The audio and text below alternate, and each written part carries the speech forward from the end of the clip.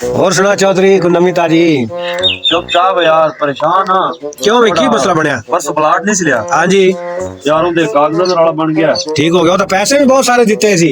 ਹਾਂ 60 ਲੱਖ ਦਾ ਲਿਆ ਸੀ। फिर पैसे तो सो नहीं गए सारे। ਪੈਸੇ ਸਾਰੇ ਦੇ ਦਿੱਤੇ ਸੀ ਤੇ ਉਹ ਹੁਣ ਕਾਗਜ਼ਾਂ ਦਾ ਮਸਲਾ ਹੈ ਤੇ ਮੈਂ ਬੜਾ ਪਰੇਸ਼ਾਨ ਆ ਯਾਰ, ਕੋਈ ਸਮਝ ਨਹੀਂ ਆਉਂਦੀ ਕੀ ਕਰਾਂ।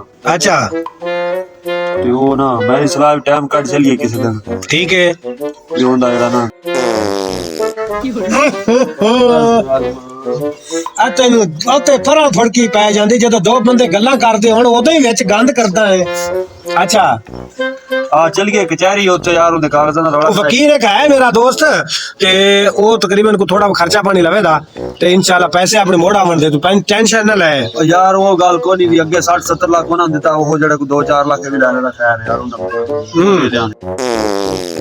ओए होए पता नहीं की खादा ही अब बीमारी पवी पर दफा हो जा। अच्छा तो नाले उस बंदे को मैं तेन कलिया, मैं क्या भी वो वाह वाह काम तेरी गल सुन सी ओदे को गया। ਉਹ ਕੁਝ ਵੀ ਨਹੀਂ ਦਾ, ਉਹਨੇ ਮੇਰੀ ਗੱਲ ਹੀ ਨਹੀਂ ਲਈ। ਮੈਂ ਗਿਆ ਸੀ ਕੱਲ ਸਾਰੀ ਦਿਹਾੜੀ ਉਹਦੇ ਕੋਲ।